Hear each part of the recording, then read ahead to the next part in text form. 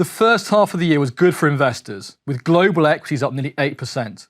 And it would have been even better were it not for the strengthening of the pound, which undermined the value of overseas investments.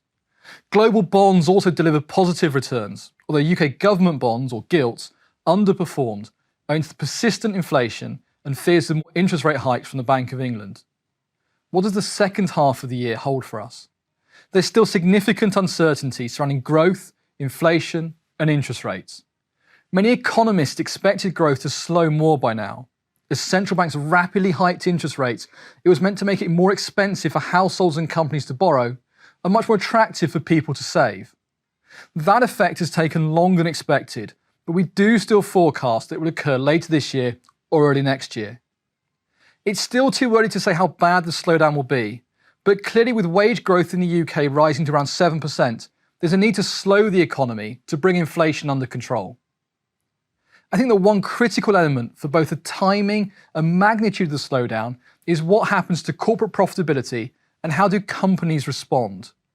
Company profits should be squeezed, caught between slowing inflation in many countries and higher wage costs.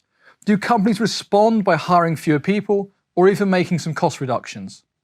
If that's the case, then expect a sooner and larger slowdown. Whereas if companies can continue to make profits or are prepared to absorb the cost pressures, then maybe we can avoid a slowdown altogether. The answer to this question has important ramifications for how quickly central banks can tame inflation and the path of interest rates going forwards. Here in the UK, we expect further rate hikes, maybe to as much as 6% or even higher, before the Bank of England can start easing next year. What about markets and portfolio positioning? Given expectations of slowing growth, at some point, we may want to position the portfolio more defensively later in the year, but it seems too early to make that change today. Markets are being boosted by falling inflation and the hope that bond yields are peaking, creating the opportunity to generate further positive returns in the near term. We also see some opportunities on the bond side.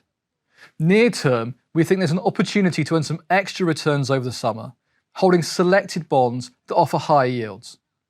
More medium term, if growth does slow, then there could be an opportunity to buy more government bonds to benefit as yields eventually fall.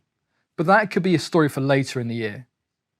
Equally, if growth remains good, then there could be further upside opportunities in pro-cyclical assets such as equities.